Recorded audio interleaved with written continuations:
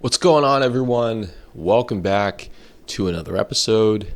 Dr. Mike Axler here, professor of exercise science, PhD in applied human physiology, 60 plus time marathoner and ultra marathoner, and performance coach. Today, we are going to be talking about something which in recent years has captured my attention and interest, and I think for a very good reason. And I think that all of you should take this as an interesting topic as well. And I think mainly just because I got into the exercise science, human physiology field within the past, 10, 15 years. And now I'm starting to see my parents really begin to get older. This is why I've taken more of an interest in it, because you want to, take care of the people that you love. So we're going to be talking about sarcopenia today and this idea of muscle loss. On the way up, I know a lot of my college students who are like 18, 19, 20, they talk about muscle gain. And I'm like, that's cool to talk about muscular strength, hypertrophy. I mean, we very much do talk about that on this channel. But I also want to talk about the back end of it, about how not only can we maintain our muscular strength and muscular size well into later life, but also how we can add more to it if we don't have a lot. So let's talk about sarcopenia today. The big problem is that muscle loss is inevitable, right? At least to some extent, such that after the age of 30, we begin to lose around 3 to 8% of muscle per decade. So in the early stages, in your 30s and 40s, it's probably not that noticeable or pronounced. But by the age of 60, this really, really accelerates dramatically. And if you're 60 or you know someone who's 60 and you start to see the muscle mass decline and the muscular strength decline, you know what I'm talking about here. Muscle loss, or sarcopenia, if you've heard of this term, leads to things like, number one, lower metabolism or a lower metabolic rate. And the issue with this is that this hurts body composition, which means more fat and less muscle. That is very much not advantageous, and that's a precursor for various cardiometabolic diseases. Second, sarcopenia can lead to reduced strength and balance, which, as we know, any older folk who you want to hold the door open for them, or maybe put your arm out so they can hold on to you, the reduced strength and reduced balance and reduced mobility can lead to higher fall risks, which means higher fracture risks. And for someone who's in their 70s, 80s, and 90s, that could mean death. That's really, really important to not lose your strength and your balance. And lastly, on that funnel going down with sarcopenia, when it gets bad enough, sarcopenia can lead to a loss of independence and a decreased quality of life.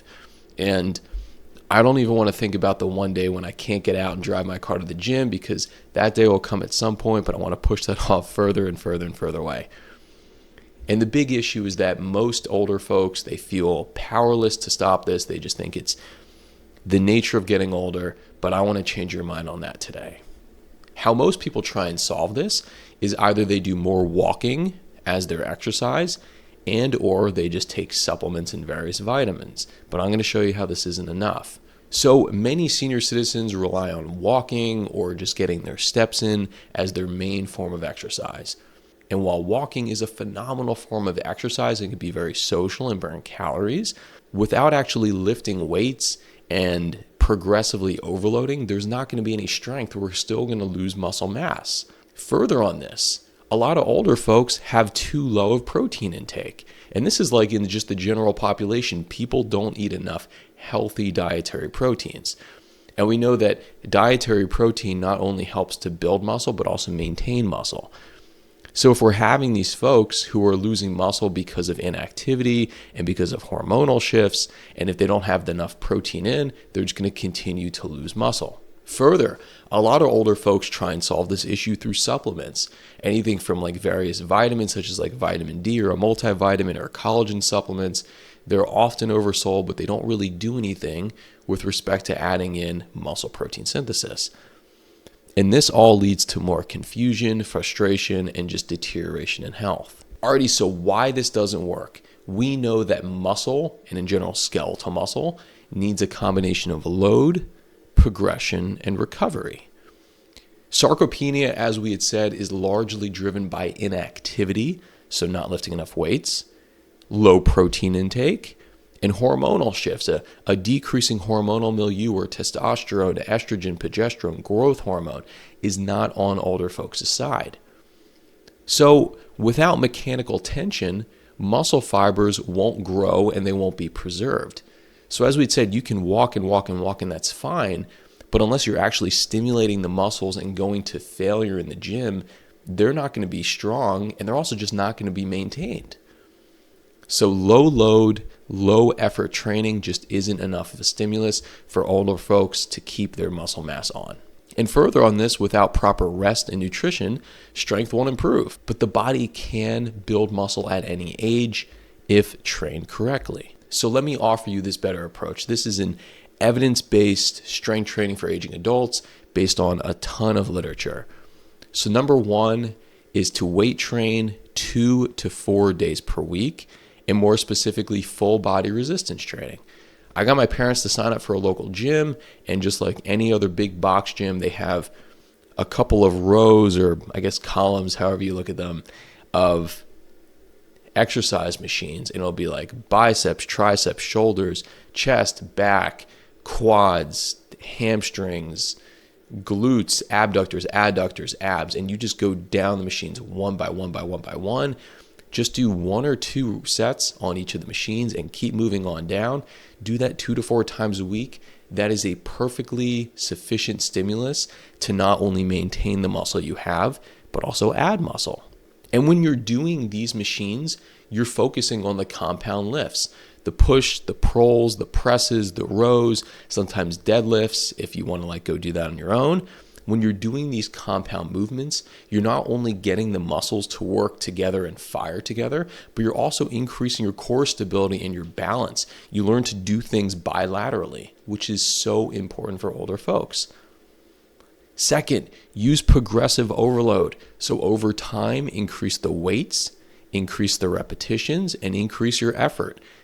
Go and try and train to failure, or at least an RPE of 7 to 9. So what that means is that when you go on the machine, don't just sit there and just count out 5, 6, 7, 8 reps and then just stop and then just look around the gym while you're breathing through your nose, showing that your heart rate's not up, your blood pressure's not up. No, go within 1 to 2 reps of failure, obviously safely, but this is the mechanical tension that you need to start building muscle. Further on this, pair all of this resistance training 2 to 4 days a week with adequate protein intake, around 1 gram per pound per day of body weight, or even slightly more than that for older folks. As we had said, the hormonal milieu is not on the side of older folks, so they can benefit from having a little bit higher protein. And for Father's Day this year, I just sent my dad this huge jug of whey protein because I was like, hey, I love you, I need you here around for the next 20, 30 years. Please do the protein shakes twice a day, and then every other time that you sit down throughout the day, have a complete protein. Eggs, egg whites, dairy, lean meat, poultry, soy, it's all great.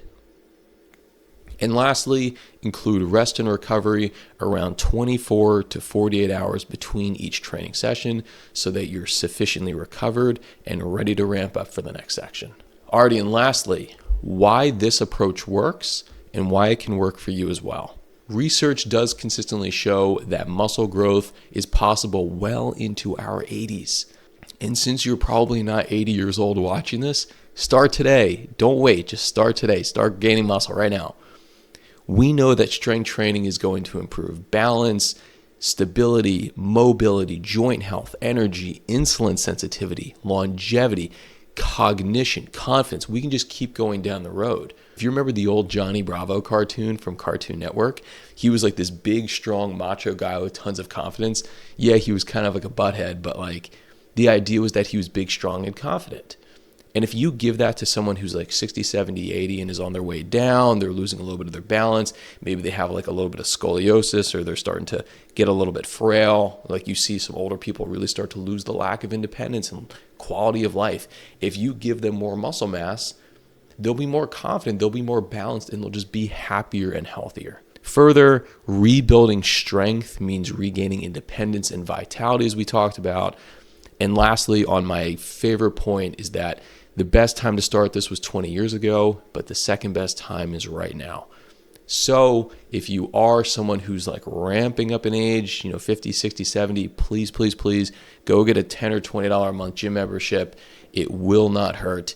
And if you're watching this and you have someone you love who is over 50, 60, 70, please do them the favor and go to the gym with them. Just let them know that you love them and you care about them, so you're going to help them strength train. Awesome. So with that, I do want to thank you for tuning in to another episode. I do hope you enjoyed, and I do hope you learned a thing or two or three. If you did, please like, subscribe, and share this episode with a friend who needs to hear it. And please do not skip your weight training today. You're going to need it now, and you're going to need it for many, many years down the road. So with that, I will catch you all in the next episode.